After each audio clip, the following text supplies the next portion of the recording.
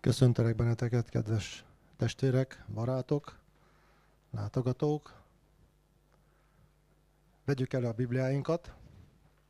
Egy rég nem hallott ígét fogok olvasni, majd meglátjátok.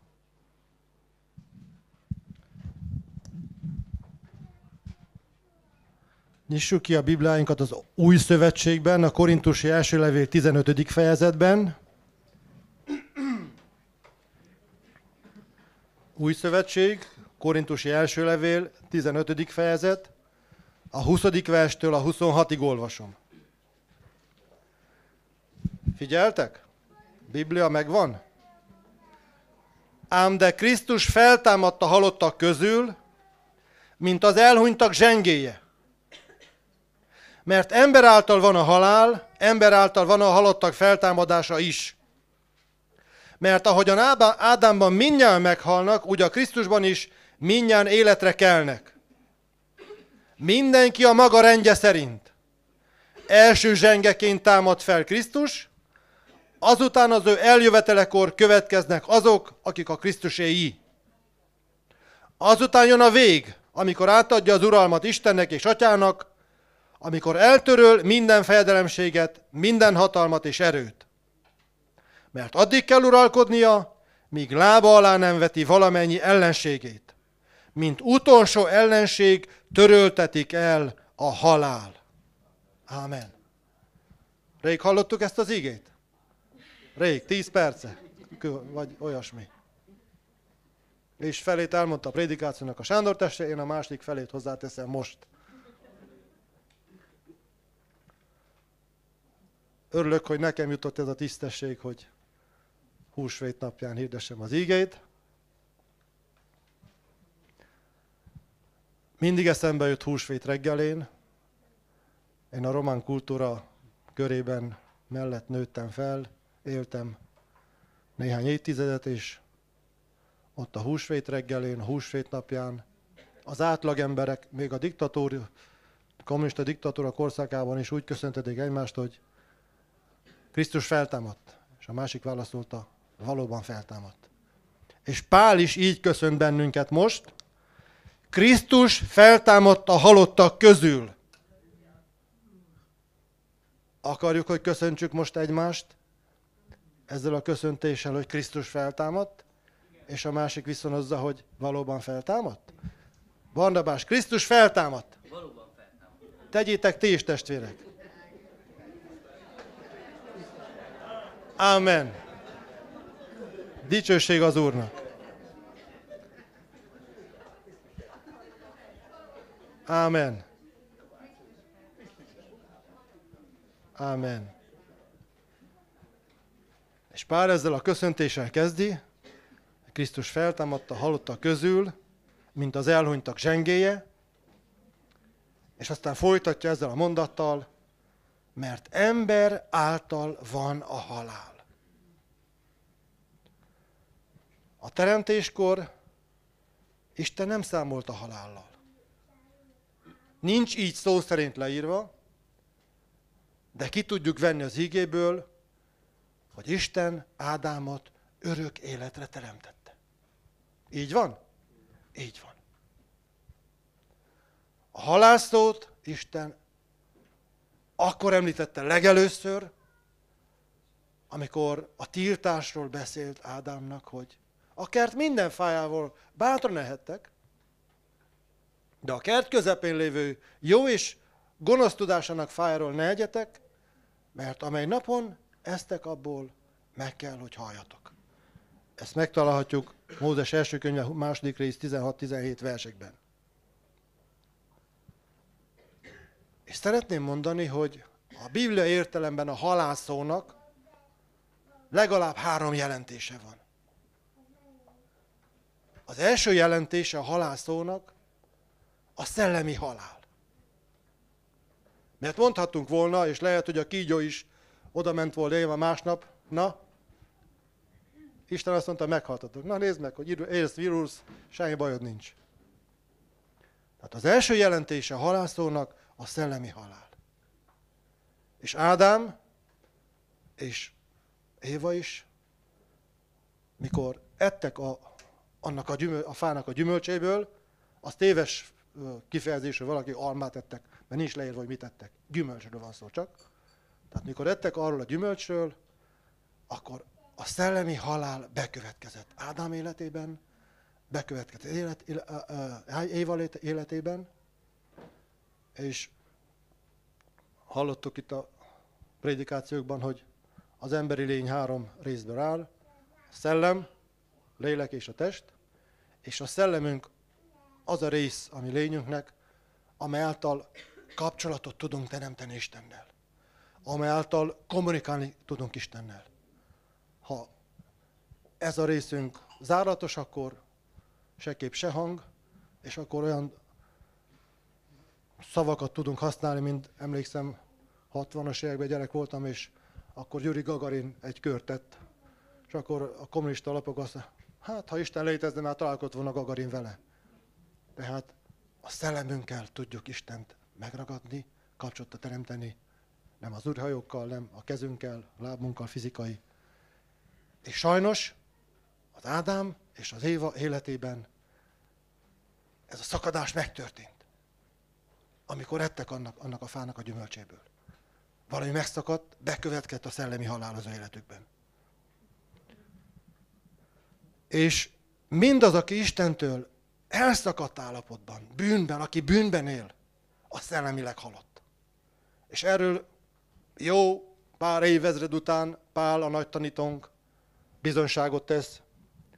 A Efézusi levélben azt mondja Pál, titeket is életre keltett, akik halottak voltatok vétkeitek és bűneitek miatt, amelyekben egykor éltetek a világ életmódja szerint. Igazodva a levegő birodalmának fejedelméhez, ahhoz a szellemhez, amely most az engedetlenség fiaiban működik. Hát Efézusi 2, első-második vers. És az Úr Jézus is erről említést tesz az egyik prédikációban, János evangélium 5 rész 25 versben, bizony mondom nektek, hogy eljön az óra, és az most van, amikor a halottak hallják az Isten fiának a hangját, és akik meghallották, élni fognak. Tehát nem a fizikai halottakról beszélt, hanem a szellemi halottakról, akik ott körbevették őt, és azt mondja, eljön az óra, és most van. Mikor hallottak, hallják, vagy hallhatják az emberfiának hangját, és akik hallják, azok élni fognak. És ez dicsősége az Úrnak ma is érvényes. Most is érvényes. Itt is érvényes. Ha van valaki, aki még szellemi halálban van, akár itt, akár bárhol is, ha hallja az élet ígéit, és hallja, és hittel ragadja meg, az életre kell.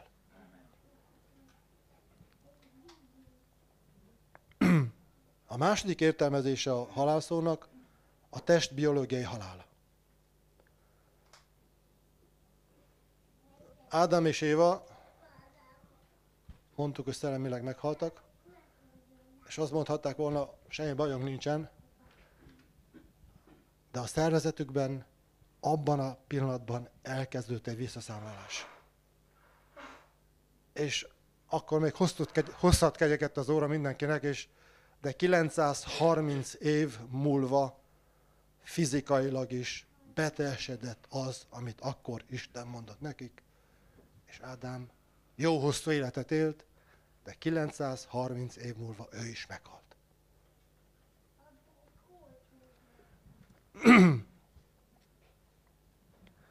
Olvasom a Róma 5.14-et. Mégis úrrá lett a halál Ádámtól Mózesig, azokon is, akik nem Ádám vétkéhez hasonlóan estek bűnbe. És hozzátehetjük hát Mózestől is. Mózestől napjainkig is a temetők még mindig tele vannak halottakkal. És újabb halottak. Ott a mi utcánkban, a Templom utca, ott van a halottas vállalkozó, ott van a temető fenn. Hát minden délután tel van kocsikkal, mert bizony még mindig ketyeg a halál órája. Róma 5.12. Ahogyan tehát egy ember által jött a bűn a világba, és a bűn által a halál, úgy minden emberre átterjedt a halál azáltal, hogy mindenki vétkezett. És bárki, bármilyen jó fiú lenne, bármilyen erkölcsösnek képzelni magát, mikor Isten belevilágít az életében, akkor rádöbben, hogy Istennek igaza van, az ígének igaza van. Hogy amit itt mond az íge, tehát nem önkényesen terjed ki ez, mert hallottuk, hogy Mózesig, meg Mózes után is úrrá lett, akik nem is úgy vétkeztek, mint Ádám, hogy oda mentek és levettek egy gyümölcsöt valahonnan, mert már a tudás fája nincs is, hanem valamilyen formában vétkeztek, és mindannyian vétkeztek és vétkeztünk. És bizony ebben a helyzetben vagyunk mi is, hogy akik túl vagyunk a 20. életévünkön, bárki, aki 20-on túl van, mert állítólag 20 évtől felfelé már kezd lefele menni a fizikai testünk, és közeledünk az enyészet fele. Olvasok egy érdekes cikket egy teológiai tanulmányból, figyeljük csak. A halál a bűn szükséges következménye.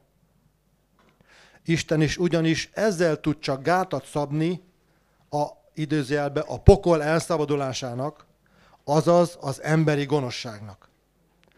A Biblia ugyanis reálpolitikus. Annak látja az embert, ami nagy részben bűnös, és szereti ezt az életmódot, köszöni szépen. Ha örökké élne, gonoszságának semmi nem szabna határt. Így viszont szab, amely két síkon is érvényesül. Egyrészt lelki síkon mindenkiben ott lebeg a haláltól való félelem, amely esetenként nagy visszatartó erő tud lenni, másrészt fizikai értelemben a határ maga a fizikai megsemmisülés.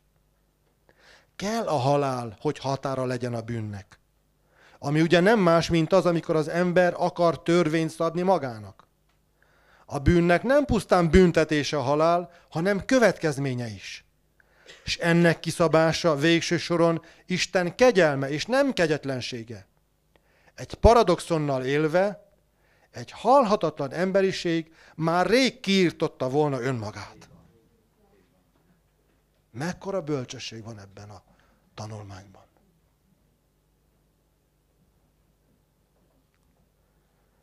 És ezért a Mózes első könyvében, ott a teremtésnél mondja az íge, hogy miután megtörtént a bűneset, olvasom az ígét, leírtam ide, Mózes első könyve 3. rész 22-24, azután ezt mondta az Úristen, íme az ember olyanná lett, mint mi közülünk egy. Tudja, mi a jó és mi a rossz. Most azért, hogy ki ne nyújtsa a kezét, és ne szakíthasson az élet fájáról is, hogy egyék, és örökké éljen, kiűzte az Úristen az Éden kertjéből, hogy művelje a földet, amelyből vétetett. És miután kiűzte az embert, odaállította az Éden kertje elé a kérubokat és a villagó lángpalost, hogy őrizzék az élet fájához vezető útat. Tehát úgy, ahogy ebből olvastam ebbe a tanulmányból, nem kegyetlenség, hanem Istennek a kegyelme az emberiség iránt, hogy ezt a határt megszabta. Hogy a gonosz ember ne legyen örök életű, mert akkor tényleg elszabadult volna a pokol ezen a földön. És a harmadik értelmezése a Biblia szerint a halál szónak a második halál.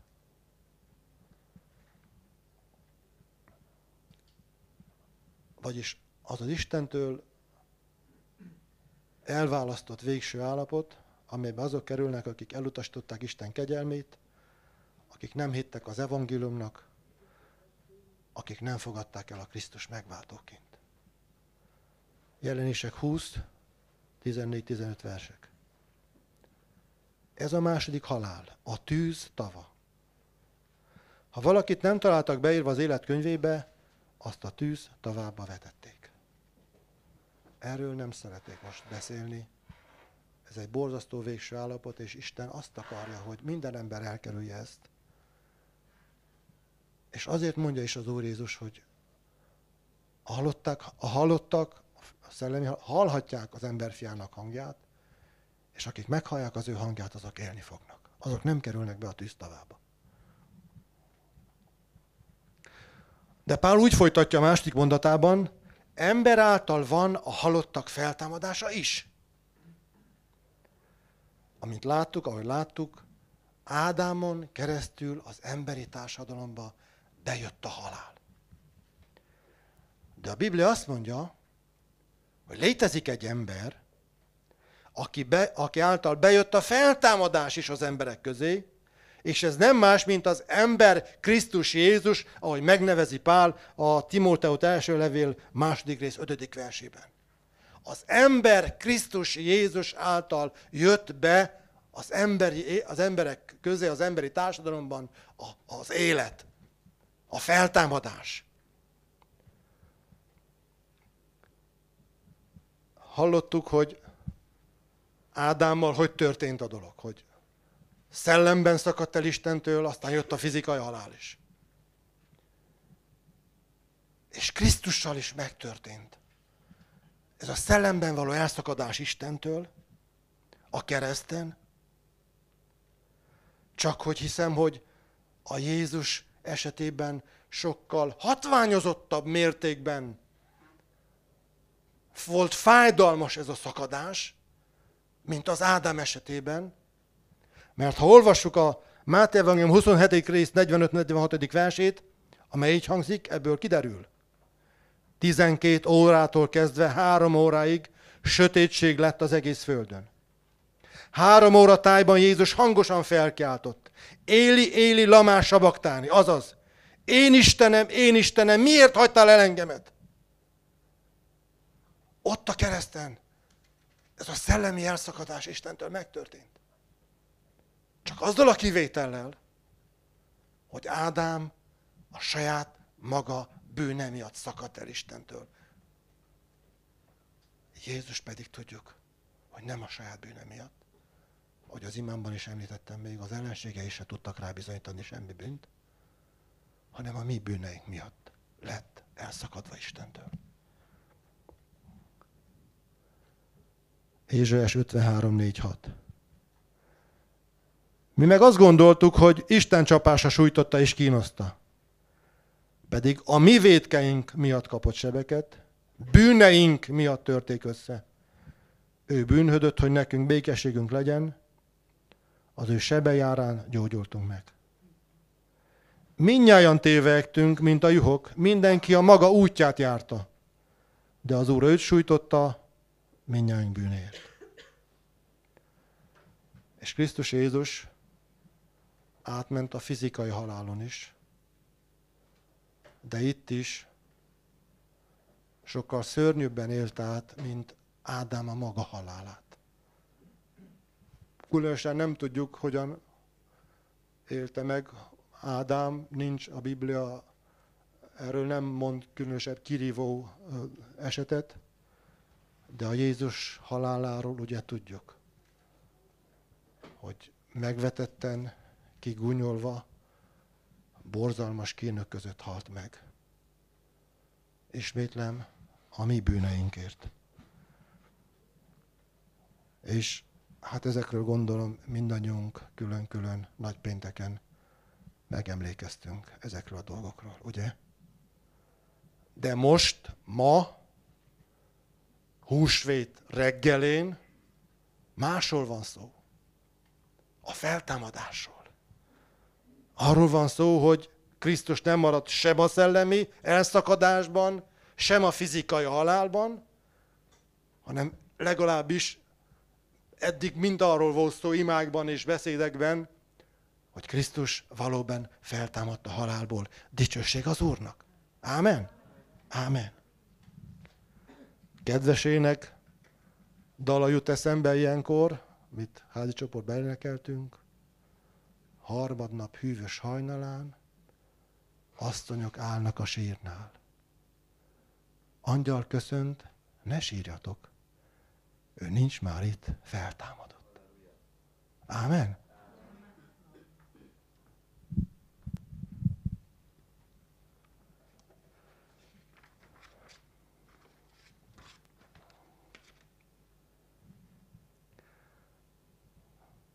azt mondom én, kételkedők, szkeptikusok, cinikusok akadtak bőven az elmúlt 2 évezredben. És sokan próbálták, és próbálják megcáfolni ezt a valóságot, hogy Krisztus feltámadt. Számunkra ide írtam, létfontosságú, hogy biztosak legyünk abban, hogy Krisztus valóban feltámadt a halálból. Ámen? És ezt Sanyi testvér is kiemelte. Mert ha nem így van, akkor minden embernél nyomorultabbak vagyunk. Csak azért reménykedek Krisztusban, hogy ne rúgjanak ki a munkahelyemről, akkor azt mondja Pál, minden embernél nyomorultabbak vagyunk. De mi nem csak ebben reménykedünk, hanem reménykedünk a feltámadásunkban, majd meglátjuk, a végcélunk ez. Milyen felvetések születtek a cinikusok, szkeptikusok, tagadók által az elmúlt időszakban ezzel kapcsolatban, hogy Jézus feltámadását megkérdezzük. Nézzünk meg néhány dolgot. Az első, egy olyat vettettek fel, még újságcikkben is megjelent valahol, Jézus nem halt meg a kereszten, ájult állapotban volt, de még élt, amikor levették a keresztről, és később felgyógyult. Vizsgáljuk meg. Jézust megkorbácsolták péntek reggel a Pilátus udvarában. Ez a korbácsolás, ez a római féle korbácsolás, ez szörnyű dolog volt. Egy derékig érő cölöpre körbe hajlott a test, a cölöp tövéhez kötözték a 2 kezet, és ott volt az egész hát kigörnyedve, és több fonatú ostor, amiben ólomdarabok és csontdarabok voltak belefonva, ostorozták a szerencsétlen kikötözöttet. Némelyek belehaltak csak a korbácsolásba. Tehát Jézus megkorbácsolták, utána felvitte a keresztnek a kereszt részét a keresztfának a hátán, aztán 6 órát szenvedt a kereszten, és utána pedig a római katona lándzsával átdöfte az oldalát, hogy megbizonyosodjon a haláláról. És azt mondja az ige, hogy vér és víz folyt ki, ami azt jelenti, hogy már felbomlott maga a vér szerkezetére, tehát víze és véré, és János ott állva a keresztnél, tehát ő volt a legkitartóbb, a leghűbb, mindvégig ott maradt a Jézus kereszténél. Ő azt mondja, olvasom az ígét, mert ide lejegyeztem. János 19:31-35. Az egyik katona lándzsával átszúrta az oldalát, amelyből azonnal vér és víz jött ki. Aki pedig látta ezt, tehát János magáról mondja, azt tesz róla bizonyságot, és az ő bizonyságtétele igaz. És ő tudja, hogy igazat mond, hogy ti is higgyetek. A második felvetés, hogy a tanítványok ellopták a testet, holttestet, Jézus holttestét, és aztán elhíreztelték utána, feltámadt az Úr, gyertek, nézzétek meg, nincs ottan, stb. És ezt már Sanyi testvér kifejtette, hogy egyrészt őrizve volt a sír, tehát halálbüntetés alatt volt az a katona, aki nem őrizte volna a sírt, aki engedte volna valaki ellopja a holttestet. Tehát őrizték a sírt, de ha el is tekintünk, pszichológiailag sem valószínű ez. Egyrészt, hogy annyira le voltak lombozódva, kiábrándultak volt az egész elmúlt 3 évi dologból, stb. Az Emmausi úton a 2 tanítvány, aki találkozott Jézussal, nem tudták, hogy még az, azt mondta, pedig mi abban reménykedtünk, hogy ő fogja megváltani Izraelt. Látjuk ezt a szkeptikus magatartást? Hát ezek az emberek nem valószínű, hogy azok összefogtak. Azt mondták, hogy gyere, lopjuk el, és aztán kezdjünk el egy ilyen hírt elterjeszteni, hogy ellopták a holttestet, és akkor, amikor megkorbácsolják őket, akkor, amikor halállal fenyegetik őket, akkor, amikor éppen megölik őket, ők kitartanak hazugság mellett. Tehát teljesen nem valószínű, nem életszerű az egész dolog. Egy másik felvetés, hogy a hatóságok lopták el, ez persze a legkevésbé valószínű, mert akkor rögtön felmutathatták volna, na itt a holttest, ne hírezteitek tovább a feltámadást, mert teljesen tártalan az egész. De mindezek a feltevések koholmányok, és nem tudták megdönteni azt a tényt, hogy húsvét hajnalán a sír üres volt, és még máig is mind üres a sír. Feltételezően már megtalálták azt a helyet, oda járnak zarándokok, Sanyi testvértán volt is ott 2007-ben, és a sír valóban üres ma is. Dicsőség az Úrnak, mert az angyalok igazat mondtak, hogy ne síratok, ő nincs már itt, feltámadott.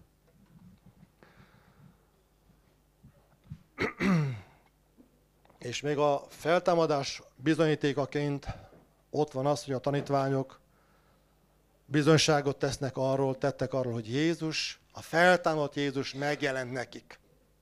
Na ezt is próbálják kiforgatni, hogy ábrándoztak, halucináltak.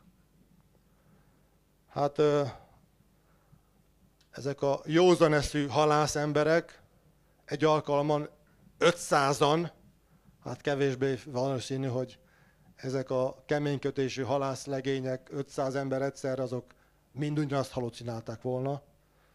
És aztán egyszer csak vége a halucinációnak, 40 nap után, és azért volt vége, mert Jézus dicsőségben felment az Atyához, és többé nem mutatkozott meg nekik. És igazából tudjuk, hogy nem volt halucinálás, hanem valóban a feltámadott Úr többször megmutatkozott nekik. Még aznap is, és aztán még 40 nap során, sok alkalommal, sok ízben, most erre nem akarok kitérni. Péternek a bizonyságát akarnám csak felolvasni, Abcsel 10, 40-41-ig, de az Isten harmadnapon, mondja Péter a Kornéliusz házában, feltámasztotta őt, és megadta neki, hogy láthatóan megjelenjék, nem az egész népnek, hanem csak azoknak a tanuknak, akiket előre kiválasztott erre az Isten.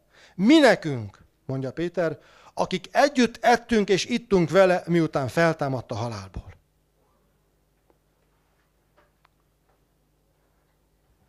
De érdekes módon ez a úgynevezett halucináció mégsem ért véget.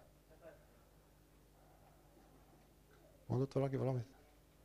Miért sem ért véget? Mert jön Pál, aki nem is volt ott a kivégzésnél, meg semmi köze nem volt az egész kereszténységhez és Jézus tanítványsághoz. Jön Pál, vagy egy évtizeddel később, és azt mondja, legutoljára pedig, mint egy torszülöttnek, nekem is megjelent. Pál, te is halucinálsz? Nem halucinált, hanem megjelentnek a damaszkuszi úton, amikor azt mondja, hogy gyűlölettől lihegve ment, hogy a Jézusban hívőket rabszíjra fűzze, a tanács elé hurcolja, és megbüntesse őket. És akkor megjelent neki a feltámadott Úr. Azt mondja Pál, mint egy torszülöttnek. Mert lélekben egy deformálódott ember volt. De Jézus helyre tette őt. Mert szellemében ő is feltámadt. Ahogyan mi is feltámadtunk a szellemünkben. Mikor találkoztunk ő vele, mert ez a halucinálás Pállal sem ért véget, hanem 2000 év során folytatódott, újabb és újabb személyek találkoztak a feltámadott Krisztussal, és a 21. században is vannak élő húsvér emberek, akik bizonyságot tehetnek, hogy igen, Jézus Krisztus él, mert találkoztunk mi is vele. Ámen? Ez a leghatalmasabb bizonyíték számunkra, számodra, ha van egy pecsét a szívedben, hogy Jézussal találkoztál, akkor semmi nem döntheti meg azt. Semmi nem tudja azt megdönteni, azt a mély bizonyságot, hogy valóban tudod, hogy Jézus Krisztus él. Feltámadott, mert találkoztál vele. Ámen? Ámen.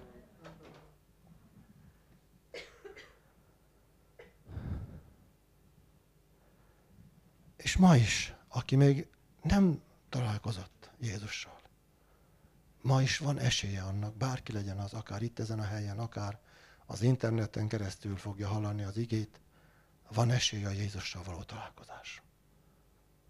Van esély. Ámen. Aztán Pál azzal folytatja a köszöntését, mert ahogyan Ádámban mindnyájan meghalnak, úgy a Krisztusban is mindnyájan életre kelnek. Olvasok ehhez kapcsolódó igét a Római levél 5. részből, 17-19 verseket. Ha pedig az egynek elbukása miatt lett úrrá a halál egyetlen ember által, Ádámról van szó, akkor azok, akik bőségesen kapják a kegyelem és az igazság ajándékát, még inkább uralkodni fognak az életben az egy Jézus Krisztus által. Már most, ahogyan egynek a vétke lett minden ember számára kárhozattá, úgy lett egynek az igazsága minden ember számára az élet megigazolásává. Mert ahogyan az egy ember engedetlenség által sokan lettek bűnösökké, úgy az egynek engedelmesség által is sokan lettek igazakká. Azzal bátorít most bennünket Pál, azzal a mondattal, úgy olvastam, Krisztusban mindnyájan életre kelnek. És mivel, hogy az Ádám esetében a halál elsősorban a szellemében jött be, tehát a szellemében halt meg, a visszafordítást is Isten ugyanazokkal a lépésekkel kezdi. Szellemünkben támaszt fel bennünket Isten elsősorban. Ahogy beszéltünk, hogy akik bűneikben vannak, bűnben élnek, Krisztustól elszakadottan, Istentől elszakadottan, azok szellemileg halottak, és ezt a feltámadást hozza az Úr első lépcsőként az életünkben. A szellemünkben való feltámadást. Efézusi levél 2. rész 4-től 8-ig. Pál a nagy realista, a nagy konkrétan mondja ki a dolgokat. De Isten gazdag lévén írgalomban, az ő nagy szeretetéért, amellyel minket szeretett, minket is, akik halottak voltunk a vétkek miatt, életre keltett a Krisztussal együtt. És vele együtt feltámasztott, és a mennyiek világába ültetett Krisztus Jézusért, hogy megmutassa az eljövendő korszakokban kegyelmének mérhetetlen gazdagságát irántunk való jóságából Krisztus Jézusban. Hiszen kegyelemből van üdvösségetek a hit által. Itt jön be a hit. A hitfaktor itt jön be. Mindnyájan, de be van ez a hitfaktor a téve, a mindnyájan mellé. Kegyelemből tartattatok meg, kegyelemből van üdvösségetek, hit által, mondja Pál apostol. Hit által. És olvasok még ennek megerősítésére ugyancsak Pál írását, Róma 10.9-11. Ha tehát száddal Úrnak vallod Jézust, és szíveddel hiszed, hogy Isten feltámasztatta őt a halálból, akkor üdvözülsz. Mert szívvel hiszünk, hogy megigazuljunk, és szájjal teszünk vallást, hogy üdvözöljünk. Az írás is így szól. Aki hisz ő benne, nem szégyenül meg. Tehát hallatlanul felértékelődik, hogy miben hiszel, és kiben hiszel. Így van? Mert a szellemi feltámadás az Úr Jézus Krisztusban vetett hited által történik meg. És ez a feltámadás nem csupán egy elméleti fogalom, majd meglátjuk, hanem ennek vannak nagyon is gyakorlati bizonyítékai. Olvasok belőlük, nem kizárólagosan, nem lenne elég a nap, hogy ezt felsoroljuk, csak néhány dolgot. Ugyancsak Pál, Kolossé levél, 3 rész, első 10 vers. Ha tehát feltámadtatok a Krisztussal, tehát érthető a szövegből, hogy szellemi feltámadásról van szó, tehát nem azokhoz beszél a Pál, akik most jöttek ki a koporsóból, hanem szellemi feltámadásról. Ha tehát feltámadtatok a Krisztussal, azokat keressétek, amik odafent vannak. Ahol a Krisztus van, aki az Isten jobbján ül. Az odafent valókkal törődjetek, ne a földiekkel, mert meghaltatok a bűnnek, és a ti életetek el van rejtve a Krisztussal együtt az Istenben. Mikor Krisztus a mi életünk megjelenik, akkor vele együtt ti is megjelentek dicsőségben. Öljétek meg tehát tagjaitokban azt, ami csak erre a földre irányul. A paráznaságot, a tisztátalanságot, a szenvedélyt, a gonosz kívánságot és a kapzsiságot, ami bálványimádás, mert ezek miatt haragszik Isten. Ti is ezeket tettétek egykor, amikor ezekben éltetek. Most azonban vessétek el magatoktól mindezt. A haragot, az indulatot, a gonoszságot, az istenkáromlást, és szátokból a gyalázatos beszédet. Ne hazudjatok egymásnak, mert levetkőztetek a régi embert cselekedeteivel együtt, és felöltöztétek az új embert, aki teremtőjének képmására állandóan megújul, hogy egyre jobban megismerje őt.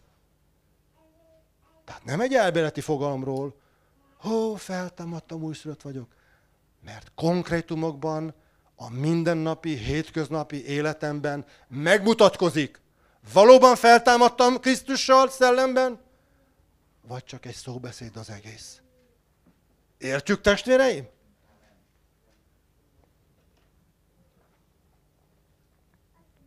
És ezt a feltámadt embert, ha valóban feltámadt, aki te vagy és én vagyok, elsősorban azok veszik észre, akik közvetlenül a környezetünkben élnek. A családtagok, a munkatársak, a baráti kör. Így van? Elsősorban a feleségemet kell megkérdezni, hogy mit mond rólam.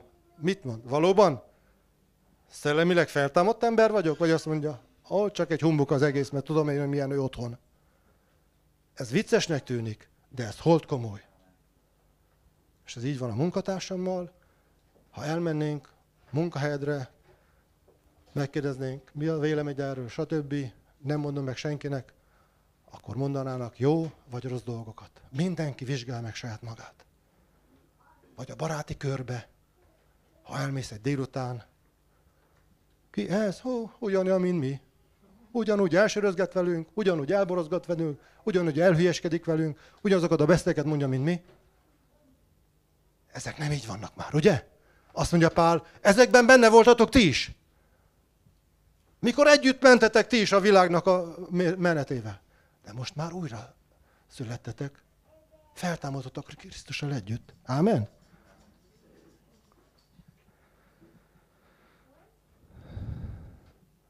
A Krisztus feltámadásának bizonyítékait megvizsgáltuk és láttuk. A kételkedők, a szkeptikusok, a cinikusok nem haltak meg, ma is köztünk vannak. És próbálják most megcáfolni a te életednek a feltámadás bizonyítékait. Meg tudják cáfolni? Meg tudják cáfolni a Krisztus feltámadását? Nem tudják. Ha meg tudják cáfolni az én vagy a te feltámadásodat, akkor rég bajom van. De az Úr azt akarja, hogy ne tudják megcámolni a mai szkeptikusok, a mai cinikusok, a te szellemi feltámadásodnak a tényét se, az enyémet se, mert Jézus az első században letette a pecsétet a maga életével kapcsolatosan. De most a mi sorunk, hogy tegyük le a pecsétet az Isten országának hitelességéről a 21. században. És ahogy élünk, ahogy beszélünk, ahogy viselkedünk a társadalomban, a családban, a baráti körbe, vagy egyáltalán, az a bizonysága annak, hogy valóban újjászületett egy más kifejezéssel, szellemben feltámadt emberek vagyunk-e. És az Úr azt akarja, hogy valóban tegyünk bizonyságot arról, hogy bennünket Krisztus feltámasztott a halálból, hit által. Ámen?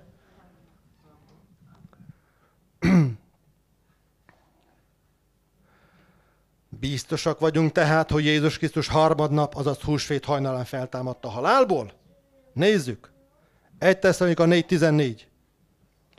Mert ha hisszük, hogy Jézus meghalt és feltámadt, az is bizonyos, hogy Isten az elhunytakat is előhozza Jézus által vele együtt.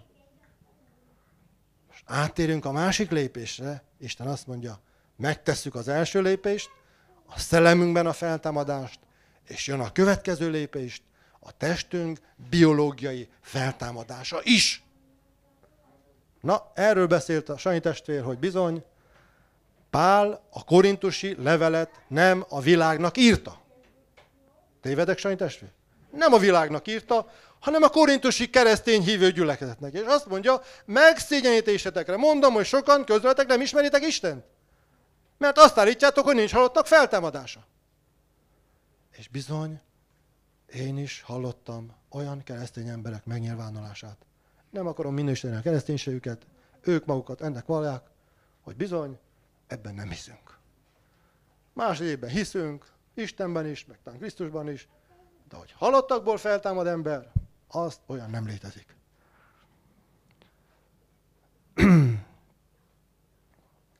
Azt mondtuk az ígében, hogy a halál ellenség. Nem egy jó barát, a halál ellenség. Nem csak a mi ellenségünk, hanem Krisztus ellensége is. Krisztus húsvét hajnalán legyőzte ezt az ellenséget, a halált. És az az élő reménységünk van, hit által megragadva, hogy mi is Krisztus által legyőzzük ezt a halált, amikor fel fogunk támadni.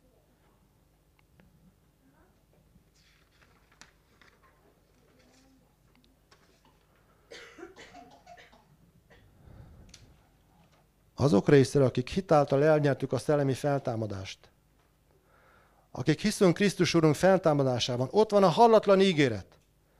A biológiai halálból is visszahoz bennünket Isten, azaz részesülünk testünk feltámadásában. Halleluja! Ez egy csodálatos ígéret. Ez egy csodálatos tény. Hogy részesülünk testünk feltámadásában. És egyszerűen már nem is számít, hogy hány éves vagyok. Már nem is számít, hogy mennyi múlt el, vagy még mennyi van. Nem is számít. Mert az számít, hogy van feltámadáson Krisztusban. Értjük, testvéreim? És egyszerűen a halálfélelem már nincs. Nem létezik. Mert tudjuk, ahogy Krisztus szellemben feltámasztott, az első lépést megtette az életünkben hitáltal, úgy meg fogja tenni a második lépést is, ugyancsak hitáltal, hogy most hiszünk ebben a dologban. Ámen? Hogy most hiszünk ebben a dologban. Most! Mikor 10 éves vagyok, vagy 50 éves, vagy 60 éves, vagy éppen 80 éves.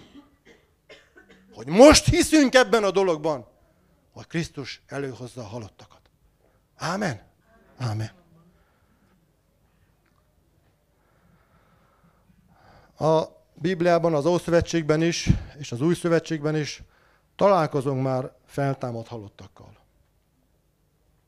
Akár ha visszagondolunk az Illés esetére, a Sereptai özvegynek a fiát feltámasztotta, akár az Elizeus esetében a Sunemi asszonynak a fiát, vagy az Új Szövetségben a Jézus szolgálatában a Naini özvegy fia, a Jairus lánya, vagy éppen Lázár, Jézus barátja.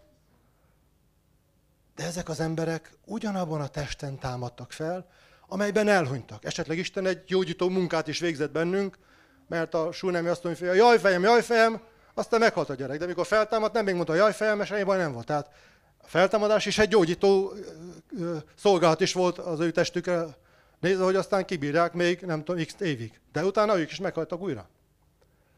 De Krisztus nem ugyanabban a testben támad fel, amelyen meghalt a kereszten. Honnan tudod? Ugyanazt a dolgot tudjuk mind a ketten, látjátok? Meg még mások is.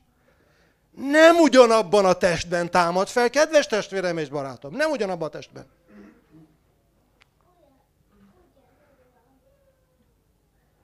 Egy Korintus 15, 47-49. Az első ember, azaz Ádám, földből, porból való. A második ember, azaz Jézus Krisztus, mennyből való. Amilyen a földből való, olyanok a földiek is. És amilyen a mennyből való, olyanok a mennyiek is. És amint viseltük a földinek a képét, most a földinek a képét viseljük. Tehát kb. Ugyanígy nézhetett ki Ádám is. 2 lába volt, 2 keze, volt egy orra, stb. Kb. Ugyanígy nézhetett ki Ádám is. Lett szörösebb volt, vagy alacsonyabb, vagy magasabb, vagy testesebb, de nagyjából úgy nézett ki Ninni. Ámen? Úgy nézett ki. A bőre színe nem tudjuk, milyen volt, lehet, hogy ez fehér volt. Utána jöttek a sötétebb bőrűek, mikor Noének a 3 fia, Hám volt a sötétbőrű, ugye? Jól tudom? Na, látjátok, ebben is egyezek Barnabással, nagyon jól egyezünk mi egyet Barnabással, tehát amint viseltük a földinek az ábrázatát, ugyanúgy fogjuk viselni a mennyeinek az ábrázatát, és mondja Pál apostol. Filippi 3:20-21. Nekünk pedig a mennyben van polgárjogunk, ahonnan az Úr Jézus Krisztus is várjuk üdvözítőül, aki az ő dicsőséges testéhez hasonlóvá változtatja a mi gyarló testünket, azzal az erővel, amellyel maga alá vethet mindeneket. Hát most, hogy hogyan halt meg a kereszten, azt már leírtam. De hogy hogyan támad fel, akkor most soroljuk fel. Elsősorban erőben támad fel. Tehát Emaúsi tanítványok ment mellettük, nem szédelgette az Úr Jézus a vérveszteség miatt, hanem erőben ment, semmi probléma nem volt, semmi baja nem volt. A tér nem jelentett korlátot számára. Egyik pillanatban az Efézusi úton volt, másik pillanatban már Jeruzsálemben ott volt, ahol a tanítványok összegyűltek. Nem kellett kinyitni neki az ajtót, mert a zsidóktól való félelem miatt, mondja az íge, be volt zárva az ajtó. Jézus megjelent az elzárt ajtókon belül, és a másik, hogy halhatatlan test. Halhatatlan testben támad fel a mi Urunk Jézus Krisztus. Ezek mind tények. Mindezek valók, de mégsem szellemről beszélünk, hanem testről. Olvasunk ígét erre. Lukás 24:36-43. Miközben erről beszélgettek, maga Jézus állt közöttük, és így köszöntette őket. Békesség nektek. Azok megrettentek, és félelmükben azt hitték, hogy valami szellemet látnak. Ő azonban így szólt. Miért rémültetek meg, és miért támad kétség a szívetekben? Nézzétek meg a kezemet és a lábamat, hogy valóban én vagyok. Tapincsatok meg, és lássatok. Mert a szellemnek nincs húsa és csontja, de amint látjátok, nekem van. És ezeket mondva megmutatta nekik a kezét és a lábát. Mikor pedig még mindig nem mertek hinni örömükben, és csak csodálkoztak, megkérdezte tőlük, van-e valami ennivalótok? Erre adtak neki egy darab sült halat. Elvette, és szemük láttára megette. Erről beszél Péter a Kornéliusz házában több évvel később. Nekünk jelent meg, nem az egész népnek, csak nekünk, akik Isten kiválasztott eleve bizonyságoknak, akik együtt ettünk, és ott ittunk ővele, minek utána feltámadt a halottaiból. Na most egy akkora tárgyi bizonyíték, hogy valakivel egy asztalnál ülsz, és ugyanabból a sült halból eszel, hát annál nincsen nagyobb. Ámen? És az ige azt mondja, hogy velünk is meg fog történni ez az ő országában, mikor együtt fogunk egy asztalnál ülni Krisztussal, és ugyanabból a sült halból fogok törni én is, amiből Krisztus tör, és fogjuk együtt fogyasztani. Dicsőség az Úrnak.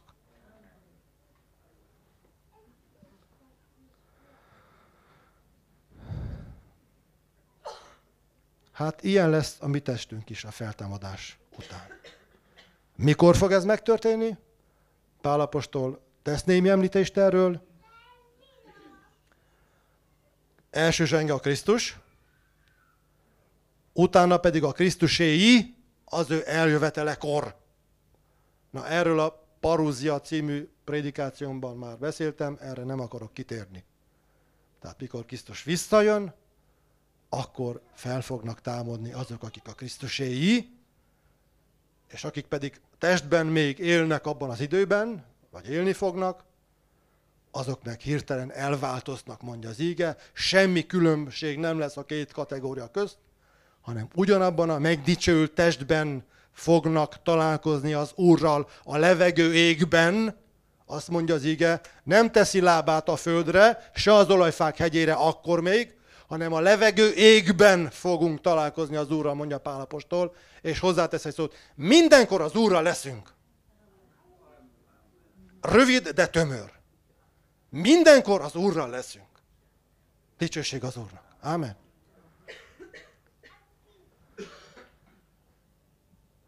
Ezt nevezi a Biblia az első feltámadásnak. Jelenések könyve 20. rész, 6. vers. Boldog és szent az, akinek része van az első feltámadásban. Ezeken nincs hatalma a második halálnak, amiről beszéltünk, hanem az Isten és a Krisztus papjai lesznek, és vele fognak uralkodni 1000 esztendeig. Erről, ha az Isten éltet, jövő vasárnap fogok beszélni, erről az 1000 évről. Most a fontos az,